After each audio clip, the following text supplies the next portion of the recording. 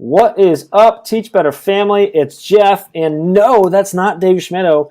Don't let the baseball cap backwards fool you. That man has hair and a beard. That's Mr. Chad Ostrowski. He's with me. And no, I'm not at home. I'm in Michigan, which is weird because that's where Dave used to be. It's all kinds of crazy. And Dave's on his way here because I get to hang out with him tomorrow. So I'm excited about this. I don't get to hang out. People probably don't believe this. I don't get to hang out with Chad Ostrowski nearly enough. We also have a very special guest that's going to join us as well. He's back in the green room. So we're going to bring him in or backstage. I don't know, whatever. He's back getting champagne. We've got him nothing but green M&M's back there. He's going to join us and get into some fun with Chad Ostrowski. Drop in the comments. Let us know where you're watching from. What are you doing today? What are you taking a break from? What are you drinking? What are you snacking on? What's going on? And we'll be back in about 60 seconds.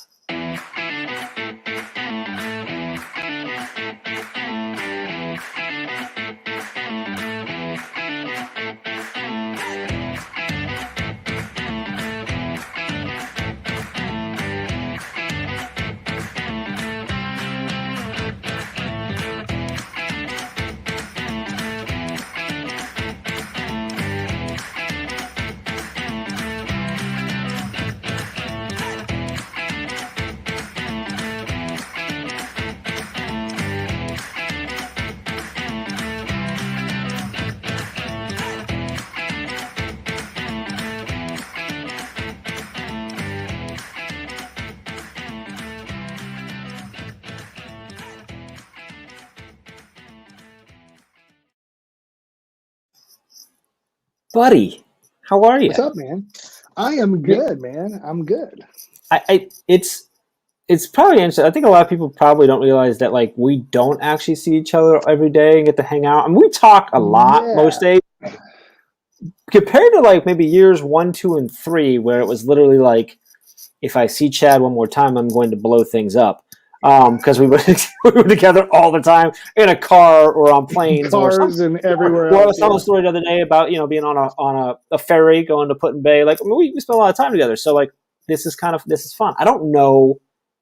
Have you ever been on Brain Break? I don't know if you have. That's a good question. I think at least once or twice. Okay, well, we're going to pretend like you haven't. So welcome to Brain Break. We'll pretend like this is my first time. This is something that we do every Wednesday at 5 o'clock Eastern time for this Teach Better team thing. I think you've heard of it. Usually I have Dave Schmittou with me. I know I'm trying to channel my inner so slight downgrade. So Dave, doctor, you're not. So it's a slight downgrade, but whatever. Would trick you. Yeah. So, but you're here, and we have some other folks here. So Bree's here. Bree, what's going on? I was good to see you. Nikki's here. Carrie's here in loving the hat. Mike's here. So Bree says she is in Ohio making beef stew. Ooh, that sounds delicious, Bree. So I got a fun story. Don't let me forget to brag about what I'm doing for dinner. Mike is Sierra Nevada Torpedo. Mike, are you in Sierra Nevada? Are you drinking a Sierra Nevada Torpedo? Like, I'm not sure what's going on there. He's in Rochester, New York, so he must be drinking a Sierra Nevada Torpedo. What is that? Is that like a hard tea or something? It sounds like a specialty drink at a bar, doesn't it? I'm confused, but Mike says it's the OG of Teach Better, so like, I'm here, and Holly's here. We have a special guest backstage. I'm not going to bring him in yet. I'm going to wait, and we're going to bring him in a second because I just wanted to take a minute to chat with you. So we're going to switch. So that's Mike said that's an IPA. So Chad, hats on backwards. You look relaxed. You're in a t-shirt. Like, what's up today? Like, did you work today, or you been like just chilling out, looking like Dave Schmittou all day?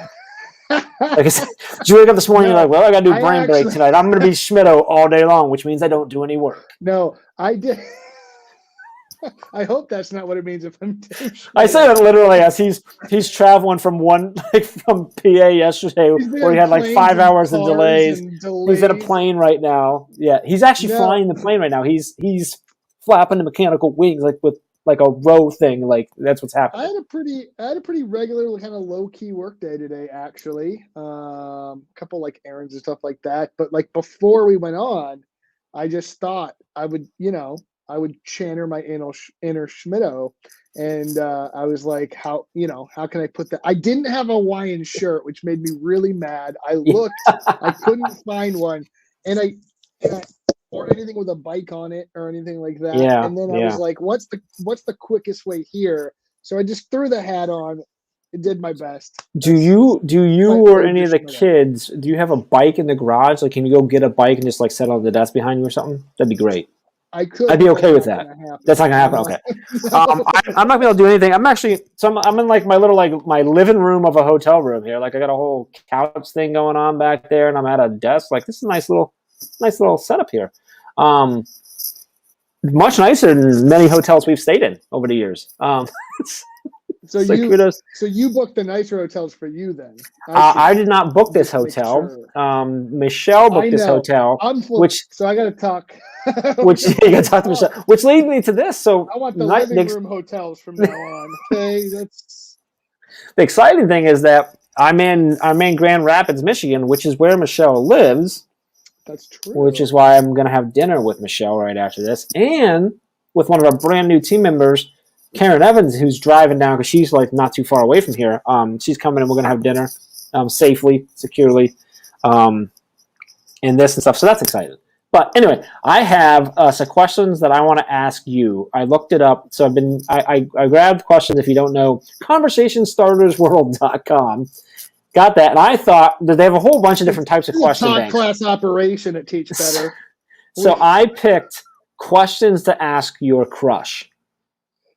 That's what I'm going to bring our special guest in for this, and that's what we're going to do. We're going to ask the crush in this scenario. I'm actually curious. You're the crush. So we are going to bring our friend in, and he and I are going to ask Chad questions. Actually, I'm going to ask the questions and let him commentate about as if and because Chad is the crush. So I think it'll resonate with everyone because I think you might be everyone's crush. Like that's just reality. So we'll be back in about 52 seconds.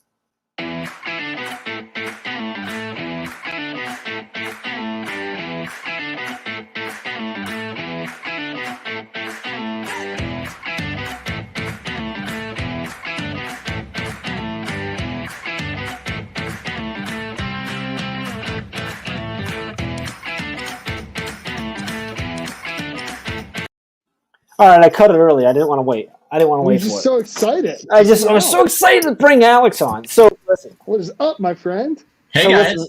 So we reached out because I wasn't sure whether my internet was gonna be stable and stuff. It appears to be okay right now. And we're like, hey, and Alex like, well, yeah, I can join Chad. And I'm like, I think we'll both do it. So we decided to bring Alex on. So Alex, what's up, buddy? Are you at work or are you home now? I'm home now. I was at work all day. I went in at 6:30 this morning. We're doing our new teacher academy this week. So I got done. I got home at like 3:30 our time. And my wife was like, you're home early. I'm like, I've been gone for 9 hours. So you're like, I got to get on a brain break. Yeah, that too. So what's the shirt? Your name is blocking your shirt. Go up a little bit. Okay, you got the. That's my Team Better. Team Better. Yeah, I love it. Nice. Yeah. You can get that shirt over at teachbetterswag.com, by the way. So, Alex, for anyone that is watching that doesn't know you, can you do a quick introduction of who you are and why you're here right now? Yeah, so I'm Alex Valencic, the Professional Learning Coordinator for the Freeport, Illinois School District, and also one of the lead ambassadors for data management for the Teach Better team. And it's funny because I was sitting there thinking just the other day, I was like, man, I miss the times when Jeff would just randomly bring people in on the show on Wednesday without any warning. So those were like the early days of the shenanigans. Yeah, you're the shenanigans. You're the shenanigans. I think that's a good point. We were talking the other day, Dave and Ray and I were like, man, brain break and got to keep it. We do a lot of stuff in the morning now, and brain break's important because it's later in the day, there's an opportunity, and we're like, yeah, you know what? It used to be a lot less like organized. Not that we're really organized now, but like, that's the piece I forgot about was that because like we talked about, like sometimes there's a period some times where we got Dave and I get really deep, and everyone says that it's goofy and stuff, but a lot of times we get really deep has been our most active conversations with the comments and stuff. But I think that's a big piece right there, Alex, is just bringing random people in. So I think I'm opening that floodgates up, so that's going to happen. So all right, Alex, are you ready? I'm sure you're already thinking of questions. So we're going to ask questions to Chad. These are questions to ask your crush. And so I think I'm going to ask the question. We'll let Chad answer it, and then maybe Alex will let you dissect it. All right. The question and the answer potentially. Alex is super analytical. This could be dangerous. I have not looked. I have not looked at him. I have not looked at him yet. So Andrea was apparently a random back in the day when Luke was actually a baby because Luke's all big now. So I haven't looked at these questions. I literally just looked at the list, opened it up, and I'm like, I'm going to use it. Hey guys, so I'm super organized here, just like Jeff said. I'm just going to go through. I want you to know, Chad, that the picture on top of this is a guy like leaning up on the wall, like talking to a girl. So that's like what they're envisioning here. All right, here we go. Number one. Super comfortable. This is easy. No, this isn't weird yet. So question number one, Chad. What was the best year of your life so far? Oh man, that's a tough one. Because if you pick the wrong year, you're kind of outcasting the rest of your kids. So you got to pick a year where no one was born, which is hard for you. Because most years someone was born. I have to pick a year that no one was born or one that everyone was born, which would have been basically this year. So, and it's weird. Like I kind of want to say, well, everyone was born. Well, like I have like 5 kids, so if I pick a year where one of them wasn't born and that was my best year, like that's automatically slighting the children who. Yeah, so you got to pick one where no one was born. You said the year where everyone was born and picked this year, and I'm like, they're not all born this year. All of my children are born. No. You're missing my point. They exist now. Oh, yeah. Oh, you're a year that they've already been born. I mean, you can't pick like the year that one of them was born because like when that's what the year that they were birthed, that they came out, right? Because then that was the year because of them. So you're picking this year because they're all here. Well, I'm actually. It's either this year or like 18 years ago before any of them came around. Yeah. Right. Be real. So I'm actually going to go with this year, not necessarily because it's like the easiest or the least stressful, but like there's a lot of really great things happening, like on the team, in our network, my family and stuff like that. Like things are kind of trending in the right direction, and I'm kind of okay, other than the whole global pandemic Delta variant thing. Like other than that whole deal, like I'm other okay than that, with it.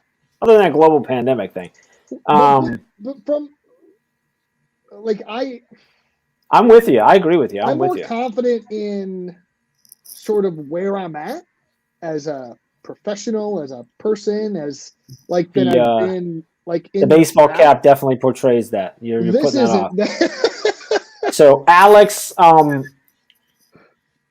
Dr. Valencic, if you can break down, can you analyze the answer, like, or where are you at? And I'd love to hear your answer as well, honestly. Yeah. So, I mean, the first thing I'm hearing from Chad is that it wasn't until that 5th child came along that he really felt like things were great. So, okay, like, so the 5th child, like practice maybe. Like, and I say that as like the 6th son in my family, where it's just like, yeah, I mean, obviously, like I was the 6th of the 6, so clearly I was the best one. It just took a while to find me, right? But no, I agree with Chad that this year is the best year of his life because this is the year that he came to Freeport. So, no, I'll totally take the props for. We got him to come to Freeport, and I'll take it. Great, and Dave Smidow. So like, it's a great analysis. All right, Chad. What is your favorite thing to do on the internet? Remember, we are live. Oh man! Look at running shoes. Is that your favorite thing to do? Yeah. So yeah, I am super into running, and like that's where my brain will go. I have some like running motivation groups and stuff, and I get really geeked out over like new technology and shoes and stuff like that. I don't know if that's my favorite thing to do on the internet though. I think my favorite thing to do on the internet is like have an impact. I think we've proven over the last year that like we can have a very large impact on schools and districts and educators even via Zoom, even via all of these other things. So I think the favorite thing I get to do on the internet is connect with other educators, have that impact, move the needle for kids in classrooms. I mean, that's got to be my answer, right? Like, I don't think I should have another answer. Alex, your thoughts? I'm hearing the CEO of Teach Better answering and not somebody's crush. Like, you're definitely trying to impress like the teachers and the superintendents, and you're supposed to be impressing, the girl that you're leaning against the wall. Like, well, this is us asking him. So, yeah, I don't know how that works. Interesting. Okay, all right, we're gonna keep going. Let's take. I think these next two. What do you spend most of your time doing? Nothing. Okay, great. Number 4. What do you spend way too much money on? Oh, it has to be like running shoes. Running. I was gonna say it's gotta be running stuff, right? It just is like. Here's the first year where I've actually had 2 pairs of running shoes at the same time that have different like purposes. So like it's like this whole other level of just ridiculousness. So it's definitely like. I was having a conversation with someone the other day who was asking. He's getting into running. He's like, "Well, how often do you change your shoes?" And we were just kind of talking through like that. And I'm like, he's like, "Yeah." He goes, "But they're a lot of money." I said, "Yeah." I said, "The good thing is I don't buy any other shoes. Like my old running shoes become my new wear-around shoes, and my old wear-around shoes, which are Brooks, become my lawn shoes." And then I go through. So, and in my head, I go, "Oh, these are all ripped up. I need new lawn shoes," which means I then need new wear-around shoes, which then means I need new running shoes. Yeah. So it goes back and forth. Okay. Who do you have a hard time? Can we, Chad? What are these 2 different types of running shoes? Like, okay, I'm just. I'm really curious. Like, you can't take like the next like 40 minutes, but before you go, this has to be brief because we Dave and I already far too often take too much brain break time on running, so we're flirting with disaster. I want to know about why you have 2 different 30 seconds shoes for doing the same thing. All right. So in a training plan or when you run, there are different types of runs. Sometimes you're trying to go faster. Sometimes you're trying to stay comfortable and log longer miles. So I have one running shoe that is super cushy, really well cushioned and made for like long distance. And I have another shoe that's still got good cushioning, but it's made for speed. So if you try to run really fast in the heavier cushion shoe, it doesn't really pick up as much. But I have a shoe that's quote unquote faster, and it does make me run faster. But that's actually the 2 types of shoes. Are your faster shoes? Are those PF Flyers? No. Okay. Anyone who They gets make that, you run faster. if you get that reference, okay, Chad already get it. Okay. Next one. Who do you have a hard time taking seriously? And why is it Dave Schmittou? He's not here. He can't even get in the comments to defend himself.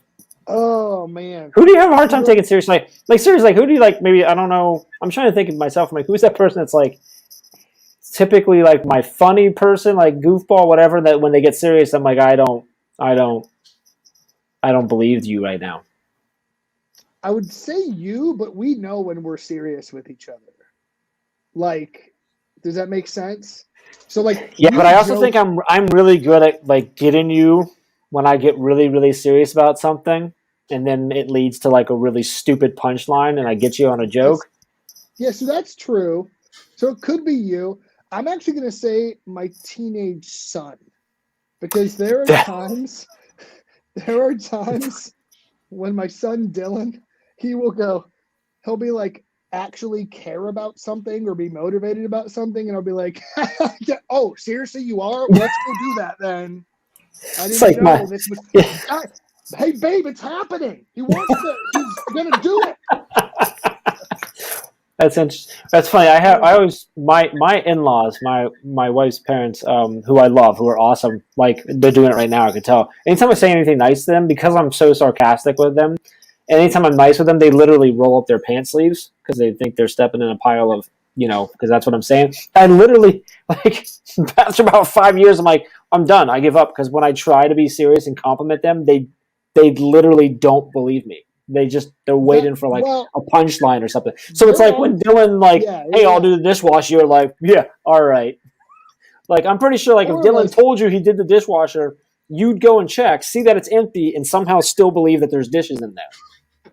Well, if Like he did it, there would still be dishes somewhere. But like, I would just be happy that the effort was put in. Honestly, let's just be honest here. My wife's like that with me sometimes. I'll be like, hey, sweetheart, you look nice today, and she'll be like, "What's on my face? Is there something wrong? I don't understand." All I'm right. just like, no, you look nice. It's okay. It's Number all right. number 6, and Alex, I'm going to have you also answer this. What do you? Alex, we'll go to you first. What do you judge people for most often? What's something you judge people for? Like, what is that thing most often? Ow.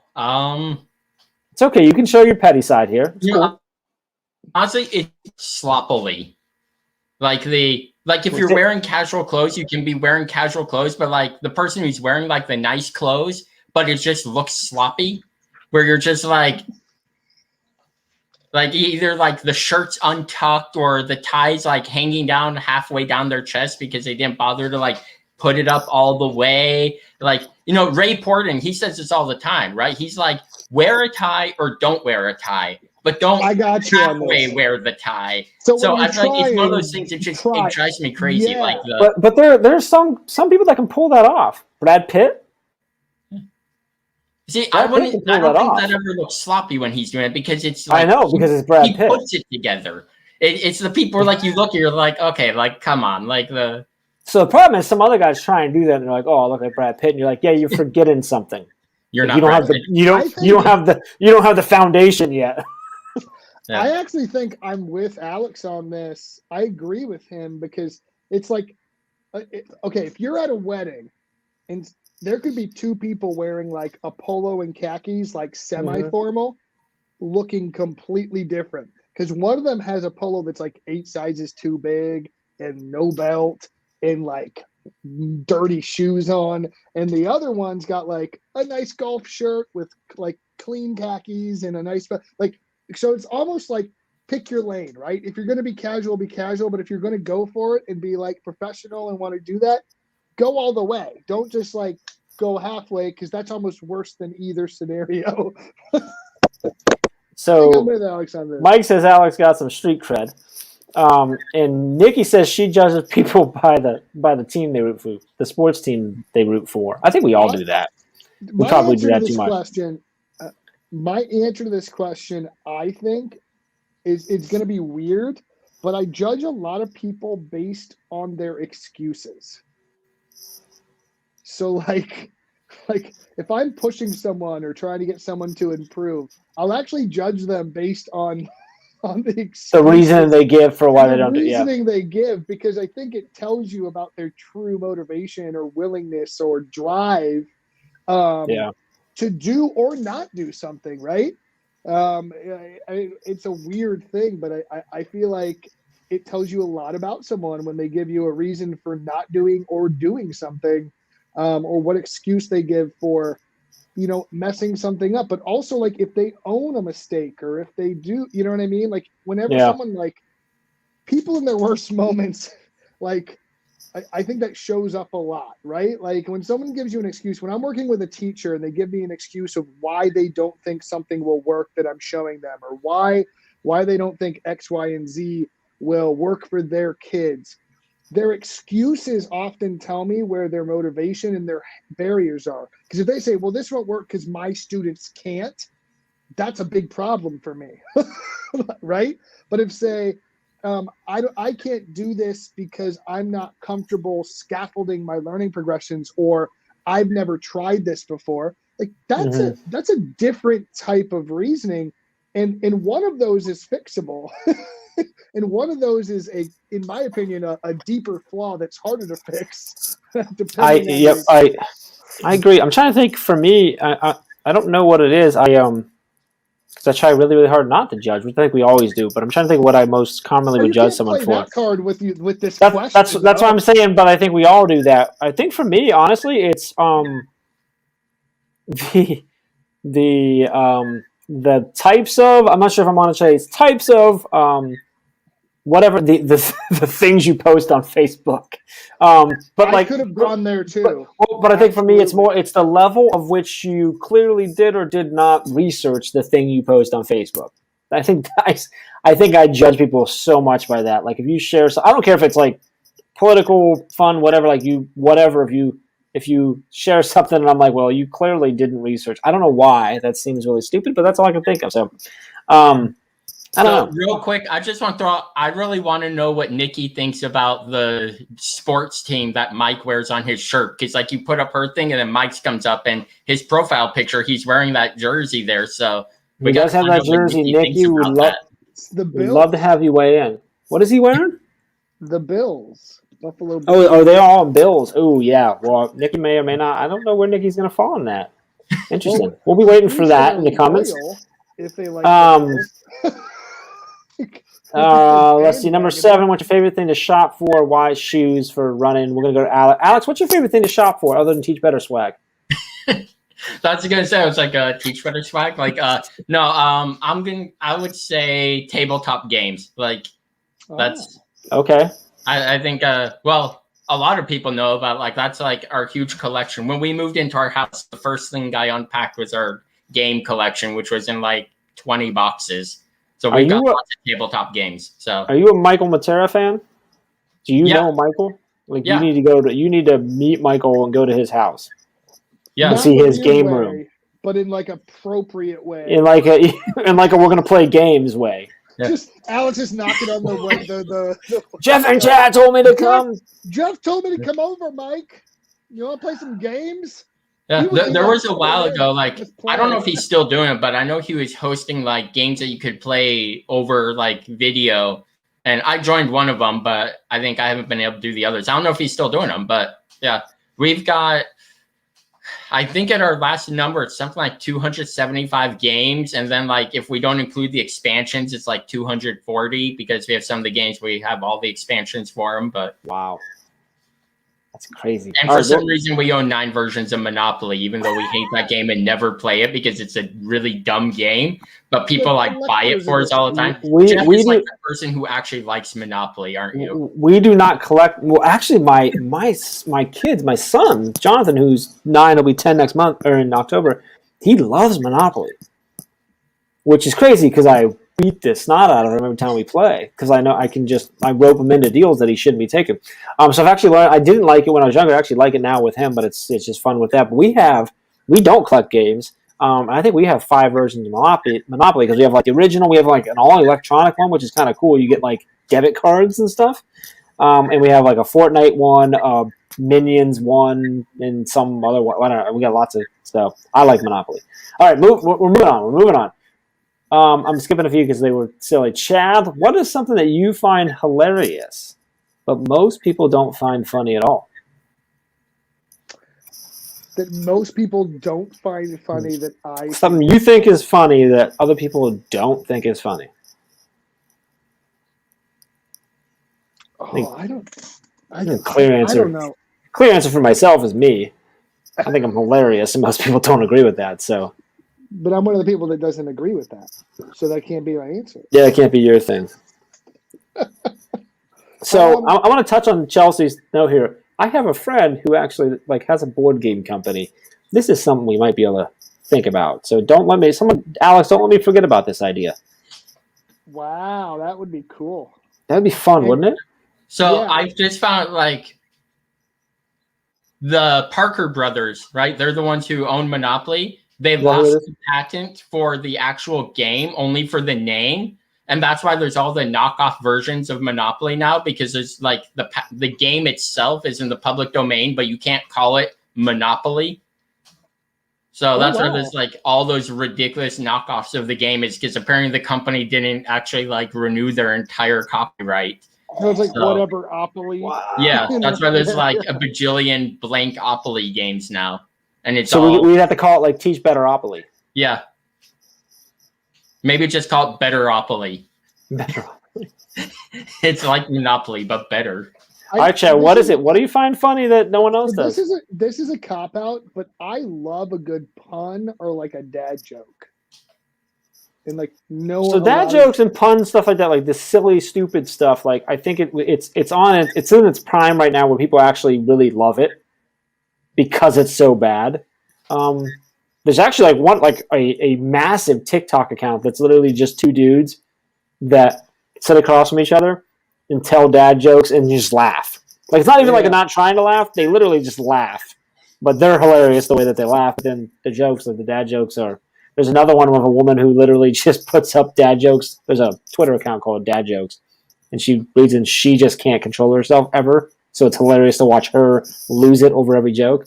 So I'm with you on that. I love dad jokes, but I think more and more people will think that they're funny. Does your wife? Does Amelia like? Does she not? She doesn't like dad jokes. I 100% of the time get eye rolled. Like, okay, so that's a perfect example of something you really love. You think it's hilarious, but the and person you live that's with is what like, I this was is dumb. thinking. See, I live with Amy, who lives literally. I'm pretty sure she lives like her only purpose for living is to try and tell punny jokes and dad jokes. So it doesn't count in our house. So, Alex, what about you? Can you think of what's something that you think is really funny that like other people just don't get or just think, well, that's not all that funny? I think I know at least somebody who thinks something's funny. That Sure, I mean, right, but generally speaking, like, so it's weird. It's like I spent a semester in Australia, and Australian sense of humor is like this really weird. But a friend of mine said it's the absurdity of juxtaposition is where a lot of their humor. It's like you take something that doesn't belong in a setting and you just put it there, and that's what makes it funny.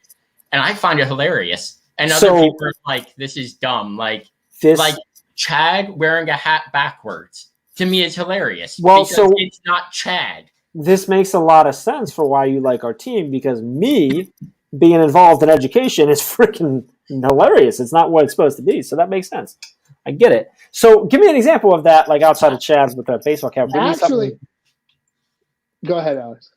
What would be like something that would strike that for you? Oh man, now I have to like kind of think of ones. I don't know.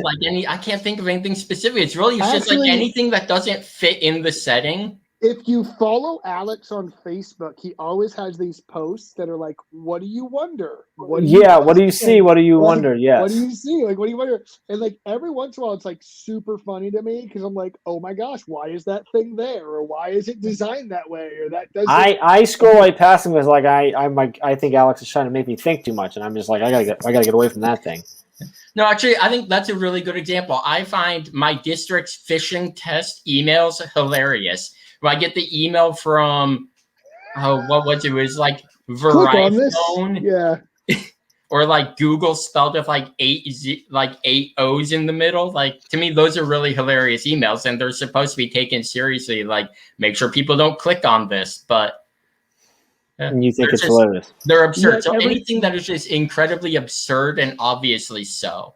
My wife she thinks it's not funny at all. Like, so there's a lot of times if she's gone for an evening doing stuff, I'm like, awesome. Time to like watch the stupid zombie movies because I love them and she hates them. Oh, okay. All right. Chad, what's a fad that you've held on to even though it's not popular anymore? Oh, I don't know, man. Does keto count? Is that still popular? I think it's dying off for sure. I mean, I've stuck with it for like a long time. That was definitely a fad. It's definitely I wouldn't consider a fad anymore. Like it's definitely, I think, changed. All right, we'll give you that one. I want to go into this one. What event, small or large, has changed the course of your life the most? So this is interesting because there's five births in there that could have. There's a marriage. There's this. There's the first time you met Alex. There's going to the pretzel factory. Like, there's a lot of things here. Or there might be some things that I'm not aware of that changed your life, of course. So I can think of a few. So I think two that stick out is doing very poorly in my freshman chemistry class because I realized I didn't know how to study because I just coasted through high school and did fine Mm. without trying. And the person that sat next to me got a really good score on their quiz that I had failed. So you married So I her. was, so I met my wife because I was like, hey, will you help me study this? Because I'm going to fail out of college if I don't. If And I she's don't been figure carrying it them ever out." since. Yeah, exactly. So the other event was when I wanted to write an ebook.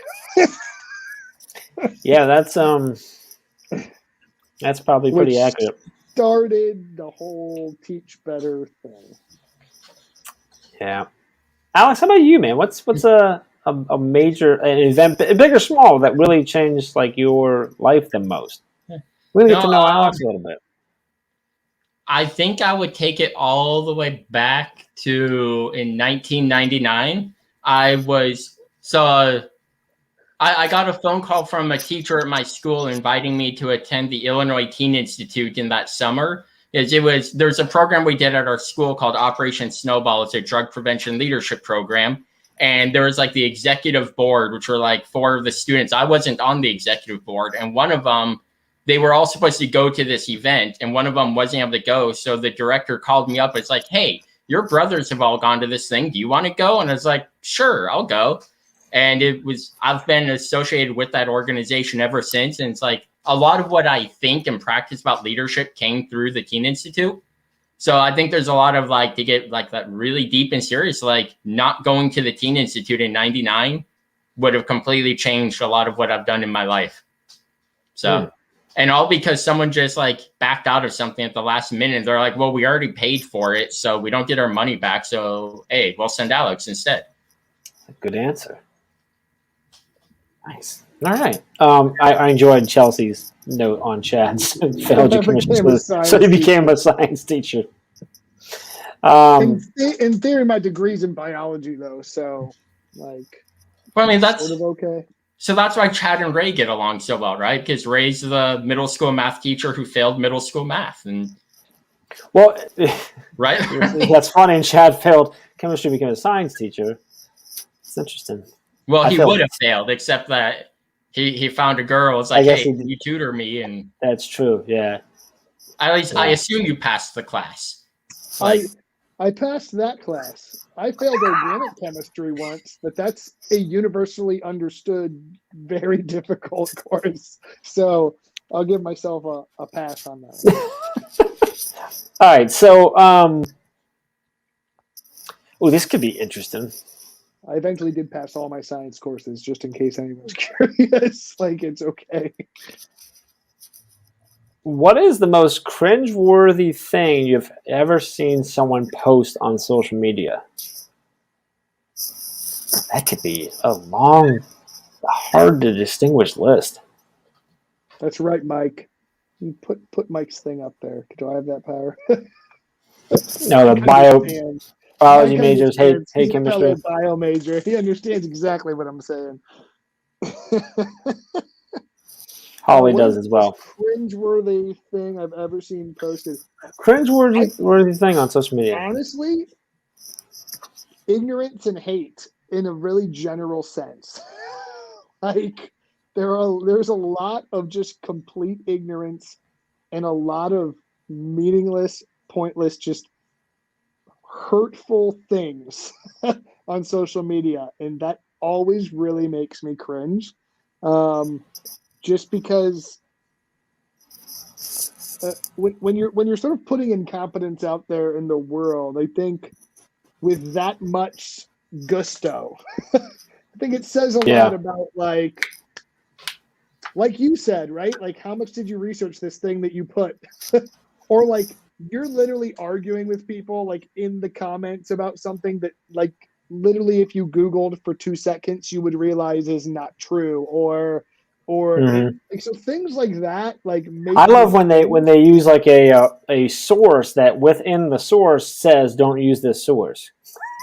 Like they use like a scientific study that was done on like for example to prove their point about humans, but it was a scientific study done on cats, and in the study it noted that this should not be and is not determined to have any effect on humans, but they're trying to justify. I just saw that literally yesterday. That's why I'm saying that. Someone using a study that was done on cats, or on chickens, to justify their thought around COVID conversation. And in the study, they literally listed that this was done on chickens and has no bearing on what the study would find for humans. And it was just one of those moments where one of those things. I don't know. Yeah, so I think it's like Funny. hurtful content or misinformation that can do harm Yeah. is definitely cringeworthy for me, and that's kind of a crappy answer because it's too easy. It's kind of a softball. All right, Alex, how about you? Like, yeah, But I agree with you. You know, I saw at some point the person who posts a thing like the proud parent moment of their kid doing something, like they did this thing the right way. And you look and you're like, no, they didn't. And now you're like putting yourself out there publicly and kind of making yourself a target for other people's mockery. Like there was like, you know, the mom, she did like the proud mom moment in a picture of a letter her daughter wrote. It's like she used the words your and your correctly. And everyone they looks at weren't? her like she didn't though. So it's like the proud mom moment. And then of course everyone piled onto that mom. And if it's like you feel bad for that mom who didn't realize it. But then I think the other one maybe that's even worse than that is the mansplaining of the guy who goes like there's to the NASA astronaut or whatever. the NASA astronaut or like I saw an article, it's like something about like the economy, and the person who wrote the article, she writes and a guy responds and he like uses this really demeaning language. He's like, read the article, and she's like, I wrote the article. Like so those kind of things like. So I think both of those. So the person who like The cell unwittingly phones. puts themselves out to ridicule, but then the person really deserves the ridicule because, like, dude, you didn't notice that the person who shared this was sharing their own work. Like, so yeah, it's both pretty cringeworthy. This is an interesting one. What's a country that you don't know the location of, even if you should? Even though you should. Like, what's a country, like, if I asked you to point it on a map, like, on a globe, you couldn't, but, like, you really should? I can think of, like, 50. How many countries it- are there? I don't know, like 52. I don't think that's accurate. Like I'm not good at geography. I'm pretty positive that if you asked me to point out, like, Germany, I couldn't necessarily point it out on the globe. I don't know. Most European countries. You think I would, could but get close. Like if it was a small enough map, my finger would. it's be over there. here. Yeah. Alex probably doesn't have any, but Alex probably knows what all the countries are. I feel like as a former social studies teacher, Alex is going to know any country you ask him to know. Alex, do you know how many countries are there? Do you know that Actual- off the top of your head? The number changes so often that like Yeah. I would have to look that up to see what it actually is now.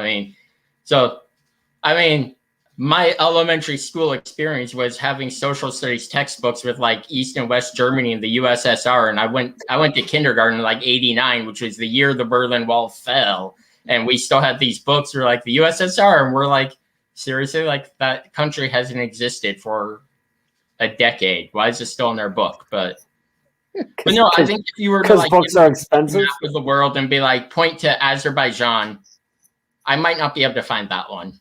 I'm pretty sure. So here's my. This is an actual, not really a fear, an actual worry of mine, concern of mine, fear of mine, whatever, is that someone would be like, "Hey, tell me about like something about Azerbaijan." I'd be like, "That's not a real country." And then like, oh wait, or maybe it is. Like, I'm pretty sure if you gave me a list of 50 countries, there's at least 4 of them on there that I wouldn't believe are real countries. There are a lot of Middle Eastern countries I'm not super familiar with. Like I know the region where it is, kind of, but like Yeah. I don't. Like I couldn't tell you which is which, or. I'm not even 100% sure I could tell you all the To states. Alex's point, So- there's a lot of like demarcation lines that end up changing in some of those areas too over time. So Alex, have you ever done the states test where you just get out a piece of paper and write down all the states of the United States? Yeah, I had my fourth graders do. Well, what I did with my fourth graders Did is I gave them a list of the 50 states in a blank map and said, label all the 50 states. No. Like no map, no nothing. Like literally, just think of all the states off the top of your head without looking at Yeah. anything. I could get through all 50 of them. And There was an episode of Friends that I actually have one that there's a piece of paper that I put in like an old cheap frame that has been hanging in our basement, just like over my like workshop side, from when Amy and I were dating and we watched that episode of Friends and we tried to do it and we got it. And we were like so pumped because it's actually not that easy, because there's always like that one or two that you forget and then you feel like such a horrible citizen of the United States. I challenge anyone to try that. Don't cheat. Can't look at a globe, can't look at a map, can't look anything up. You just have to sit down and write them all out and see if you can get to 46 like Joey. As a disclaimer, this should not be given as a quiz score or anything like that in a social studies class. No, just fun. I don't even want you to give it to your students. I want you to do it. I know what you mean, but I just don't want anyone being like, I got my first. We are not selling this as curriculum. That's not. That's not there's an XKCD comic that is it's like its title is like the 46 contiguous states. And it's like Alaska and Hawaii, sick of being left off the map, have started just like removing states. And it's just a map of the U.S. where you just removed a handful of states and changed the boundaries. And it's like, you look at it and you're like, wait a minute, what state's missing here? And you're like, that's hard. Maybe it's like 43 or something, because it was the 41. He removed 7 states and it took forever to like, I was looking, I'm like, what's missing? And finally I showed it to my wife and I was like, okay, here's all these states is missing. I'm missing one. And she's like, you didn't name Nebraska. And I was like, I forgot about Nebraska. My mother-in-law is from Nebraska. So if she ever watches this video, now it's like she knows. I completely forgot that Nebraska existed as a state. I could see Nebraska being easily you could just blend it in. Rhode Island, you just swipe that in. Delaware, Maine, not Maine, but New Hampshire, just slide that in there. Fine. There are Vermont. States I forget I've been to. I do that. There's years that I forget that I've been to. In my defense, sometimes it's just like a layover or like in an airport or something weird like that. Or it's like I go to the state, I present, and I literally get back on a plane and go somewhere else. So it's like in the middle of like 47. Someone's in the airport. Who's missing on screen? I'm going to go with Caitlin Giordano. She's definitely missing. Look at this guy. Get out of here. All right, last question. Last question from my list, and then I'm letting Alex ask the final question.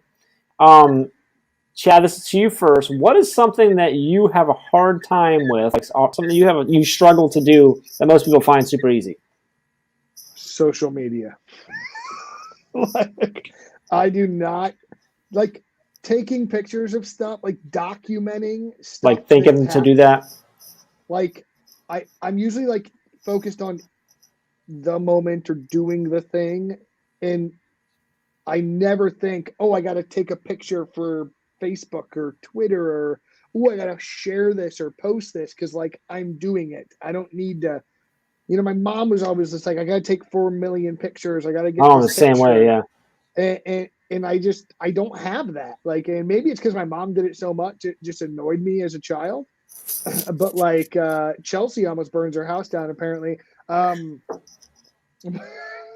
no, like Chelsea did the opposite. She did the opposite. She didn't turn the stove on. She puts the frozen pizza in the oven, but never turns it on. And it's like, what? But she takes it off the cardboard, right? Like, well, it doesn't matter because she doesn't turn the oven on, so it's safe either way. But for me, it's like sharing things on social, documenting, taking pictures of stuff. Same question to you, Alex.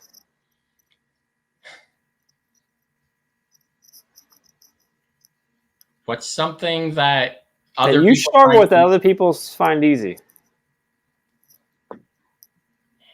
I don't know. Coming up with questions. No, like I'll go with from my professional career, bulletin boards. I've never understood the point of decorating bulletin boards. It was always a struggle for me. 7 years in the classroom, and I could never think of a reason. Like, it was always a struggle to be like, what do I put on this bulletin board? Or like, I put one up in like August. Why do I have to take it down and put up a new one in May? Like, interesting. Did someone say you had to? Like, was that a conversation at one point in your career? Yeah. There was a parent who took over updating my bulletin boards, and my bulletin board was in the hallway, which is why I think I had a hard time doing it. It's like I didn't have bulletin boards in my classroom. Like that was a different issue altogether. But the hallway bulletin board, I was like, why do I have to update this? Why do I have to change it? But yeah, my principal one day was like, Alex, it's like December and you've had like welcome back students up on your bulletin board since August. You need to change it. Have a great first day in December. So then I tried to make the bulletin board this really broad thing that could be like covered year round. And she's like, no, you have to change it like every month. Interesting. So. Okay. All right, Alex, the floor is yours. The mic is yours. Whatever you want to say. You get the last question that we have to answer tonight. All right. So here's my question. If you could not have a career that's any way related to education, not even like tangentially adjacent to it, no connection education, what would it be?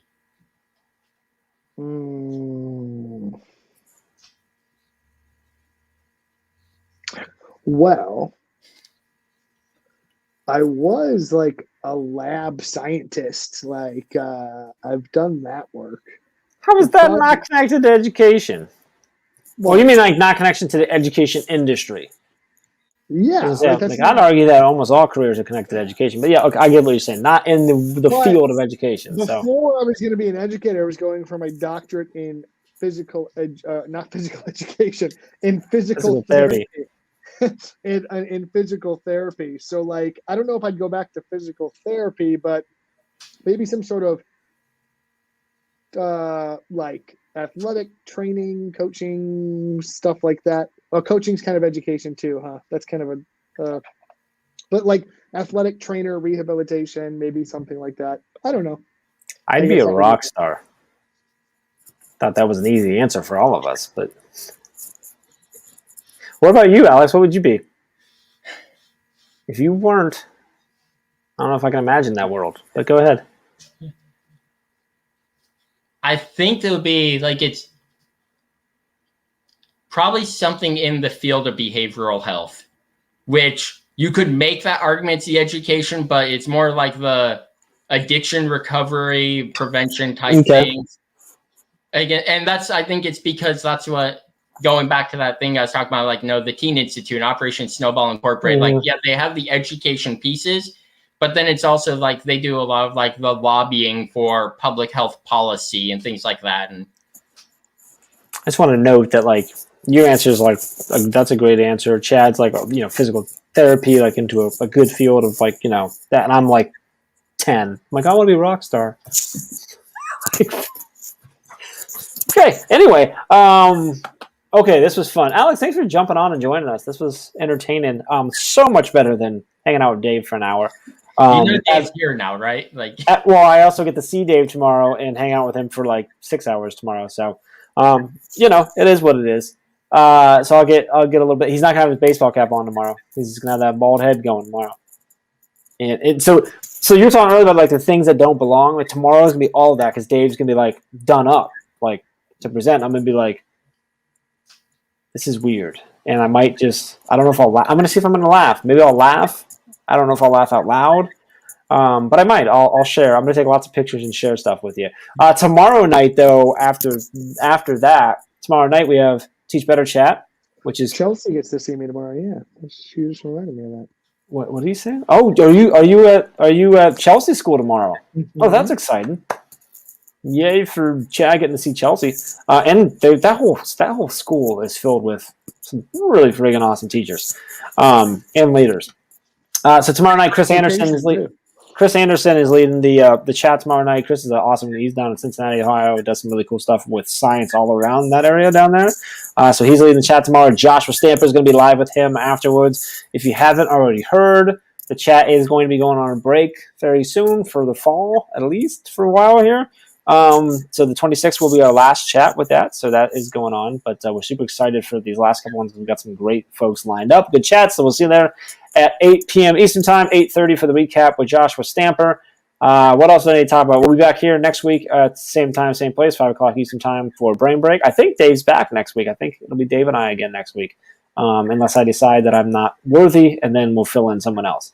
But Chad, thanks for putting on the hat and getting into your Schmitto mode, man. Appreciate you. Alex, thanks for jumping on. And and hanging out and asking our questions to our crush. It's important. Be sure you're joining us for the daily drop-in every morning, 7 a.m. Eastern time. So many really cool guests going on. Friday is the first day so Brad Hughes is coming on Friday, and that is every Friday is going to be the Brad Hughes Day, which is going to be like Canada Day every Friday, I think, is what we're going to be doing. So super excited about that. Anyway, good stuff. We'll see you tomorrow night for Teach Better Chat. We'll see you tomorrow morning for a daily drop-in. Alex, appreciate you and all the pretzels and everything you got going on over there. And if you guys need anything, please let us know. Don't be afraid to reach out, and appreciate you both. We'll see you guys. See y'all.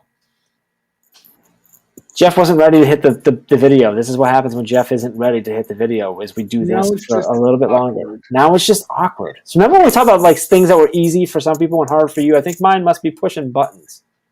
So we'll see how we can do.